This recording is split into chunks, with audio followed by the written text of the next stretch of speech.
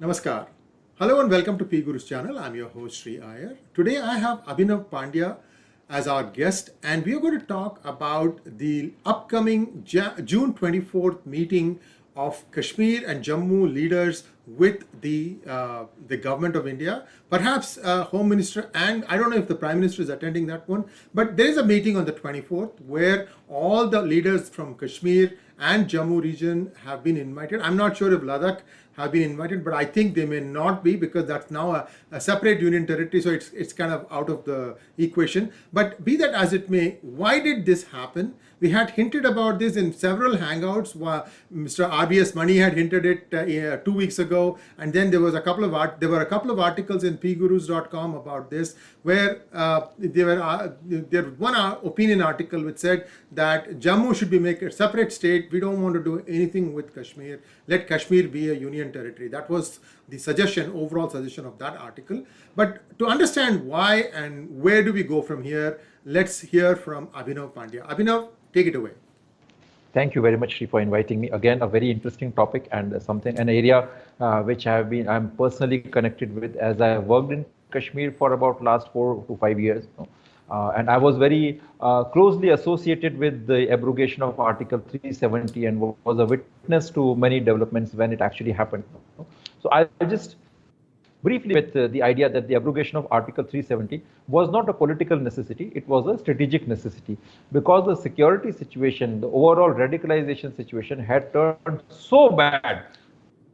Kashmir developed this local suicide bombing culture, and once again I would like to mention that suicide bombing is not the part of Kashmiri culture. Kashmiri culture has been different, and the very fact that the suicide bombers were coming from the local Kashmiri communities, it was an alarming development. Kashmir movement, the Islamism and jihadist tendencies were going on the lines of Al-Qaeda and ISIS. So this was the reason why this abrogating Article 370 had become a necessity, because it was supporting an ecosystem which basically nurtured these extremist forces. Now, after the abrogation of Article 370, a few things happened. First of all, those political basically leaders and the proxies, or maybe called the middlemen, who had nurtured this jihadist ecosystem, they were uprooted from their positions. Okay? And then this union territory status was imposed, and the lieutenant governor was sent. So for almost a year and a half, there was a communication and a security lockdown, which was done to prevent the loss of human lives, and it was quite successful, as we saw that it successfully prevented major social outbursts and all. Okay, but then the question is that after about an year, the reports were coming from Kashmir that there was this massive problem of alienation, and people were very upset with the government. People had developed very strong anti-India tendencies, and there was very simmering high levels of frustration, and they can explode into some kind of a civil unrest anytime. Are these official intelligence reports, or is it just press clippings? No. I wouldn't say. First of all, I was also in Kashmir for about a month and a half, and I was also doing my research. So I'll tell you the reason. Certainly, alienation is there, but then the government, the way government is understanding the alienation, that's a very different way of understanding. Alienation has always been there in Kashmir, and the major cause of the alienation has been bad governance, the corruption by the local bureaucracy, the haughty, arrogant nature of the local, I would say the bureaucratic cadres, the police, the local politicians' corruption. That is the main reason. So people expected that the government, after this abrogation of Article 370, some major changes will come in the governance part.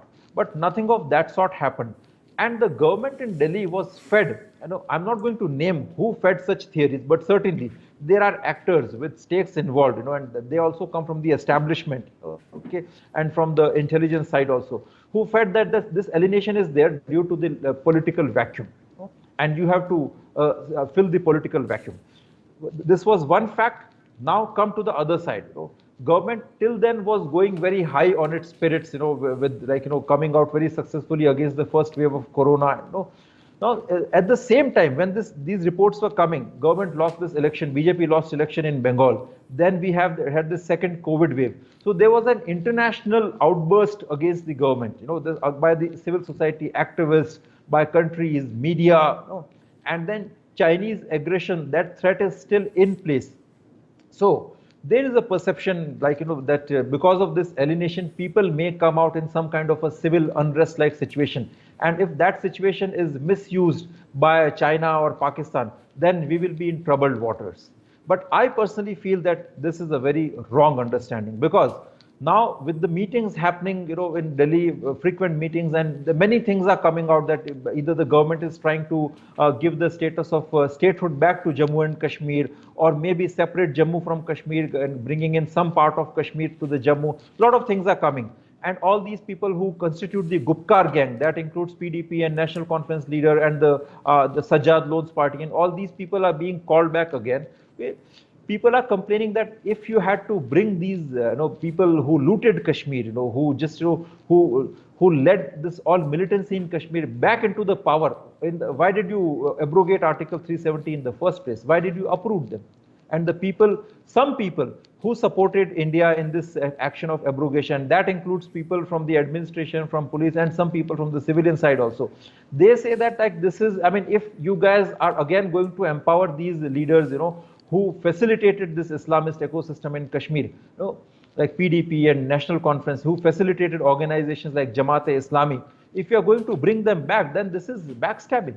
Because if these guys are back in power, they will again start looting the state. They will again start stealing the central government's funds, and the Islamist forces will be back into power with even more energy and enthusiasm. And believe me, nothing has happened. So we expected that after the Article 370, government will take some concrete actions. That includes what? Dismantling this Islamist ecosystem. To do that, you had to dismantle and take strong covert and overt action against Jamaat-e-Islami.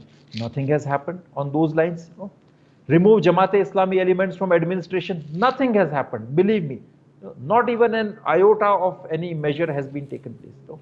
Remove Jamaat-e-Islami elements from media, academia, absolutely nothing. So is this the only cause? Is Jamaat-e-Islami the only one? I thought there were more than one active actors in Kashmir Valley.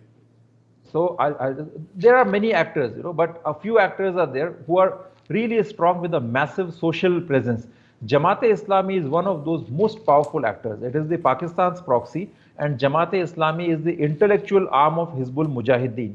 So they have a massive, grassroots presence in Kashmir. They have huge cadre. They have district presidents, vice presidents. Then, I would say the panchayat level workers and cadres, and they engage in lot of charity activities. They are involved in radicalization, recruitment, terror funding. So it's like a complete juggernaut which had to be dismantled. And that would have required a massive action in a mission mode for about 2 to 3 years, not a very ad hoc random policy, which the government has been showing 1 step forwards and 2 steps backwards. Well, they changed the lieutenant governor. Now it is Manoj Sinha. Yeah. What has that brought about on the ground? Well, I don't see, I feel that these are very symbolic actions. They just, they visit some kind of a COVID ward or, some village and, distribute some things. Okay, but not much, I find these are more like optics, so I'm not really convinced with these things, More or less, so the state functioning is same, So first of all, one of the requirements for giving statehood is that they have to reassign the complete constituencies for the new state based on the current population demographic. Because if you remember, there was an asymmetric representation of people from the Kashmir Valley. The population and the number of seats were not in proportion to what it was outside. This is a fact. Nobody can deny this. So that has to be first done properly, restored correctly. Has that been done? So, again, I'll slightly disagree with you, okay? Well, certainly that, I would say disproportionate distribution of the seats has been in place. But more than that, the problem is much deeper. The valley-based leadership, is I would say, in terms of personality, in terms of clout, and in terms of getting things done. They are way more powerful, and they have their way to get things done from the center. So they have always dominated the Jammu-based leadership. So Jammu, it was always keen desire from the Jammu people that please separate us from Kashmir. Because whatever we do, even during the BJP government, where they had 25 PDP government, BJP contributed 25 MLAs. The government was massively dominated by the valley leadership. Mehbooba was the chief minister, and you could see that in terms of postings of collectors and SPs and all. So Jammu always wanted to be separate from Kashmir. Okay. Now after this UT came, Jammu people are very disappointed, because they said that first of all we wanted just to get rid of these people. We didn't get that. We had statehood. Now we are a union territory, and we have people coming from outside to take our jobs. And initially our political leaders could get some work done, because there was a statehood and politicians had some power. Now you have bureaucrats, and all those bureaucrats, they live in some elite, I would say, zones of power. They are not at all bothered, and they also come from that leftist liberal school, where they believe in just maintaining the status quo and not doing much action to tackle these existential threats of Islamism. So what are we left with? We have nothing. So Jammu people, that's why BJP had a major setback in the Block Development Council elections, which recently happened in Kashmir, in the Jammu region.